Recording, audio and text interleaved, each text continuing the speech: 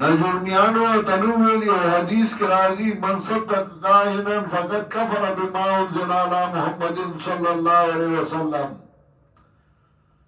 او کما قال چاچه ده ترویتی او ده نجومی تصدیقو که ده کفرو که پا آغا باندی چه بجناب رسول اللہ صلی اللہ علیہ وسلم باندی اللہ را علیہ گلے لگا نجومی سے خبر دے ده غیبونا اصل خبر ادا نوا اصل خبر ادا چلے ابراہیم علیہ السلام کو دور کی او بادشاہو چلا آغا با چاہ خزا خوخا شو انو آغا بے داغا نواغستا اخپلا بے پی نکاو تاڑو پزور بے تواغستا ہر چاچ با خور سر آواده کرو نو آغی تبے سنوی ابراہیم علیہ السلام پلار روانو بیبیو اور سراوا بادشاہ چه اغولی دا نو بادشاہ اراده وکړه چې هغه دې ایثار کړي نو د بادشاہ لاس الله شل کړل ابراهیم علیہ السلام نے دعا غوښته هغه دعا وکړه معافي کړ بیا ټیک شو ولاسه خو د ابراهیم علیہ السلام رسیدنه او انبیاء خودر غیراتیانو نو ابراهیم علیہ السلام پا زړه کې تاو راوچت شو چې زما ښځې ته د څنګه په داسې نظر کتل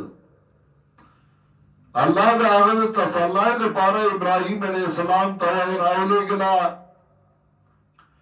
چې خفه کېږه مه د دې اولاد کې به الله یو زلمی پیدا کی او د دوی نه به دا بادشاهي والي تسلی ورکړه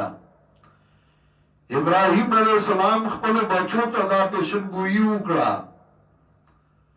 هغه خپل ته وکړه او چې کله د فرعون زمانه رااله نو دا خبره په بنی اسرائیلو کې عامه شوه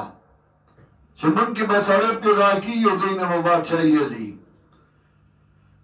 موږ ته مشران ویلي دي فرعون په دې پوه چې کومه خبره دی د انبیاو نه نقل کوي نو هغه رښتیايي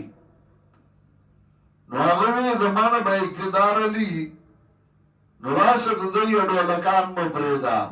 د خپل اقتدار د بچکولو لپاره هغه ماشومان حلالول شروع کړل چې زما اقتدار بچي او دا همیشه د اقتدار اوږي خلک کوي داسې چې اقتدار بچ کئی نو داغی دا پارا دا عوام پا مرگ اس پروانی پا بچو پا خزو پا معشومانو پا سڑو پا دی اس پروانی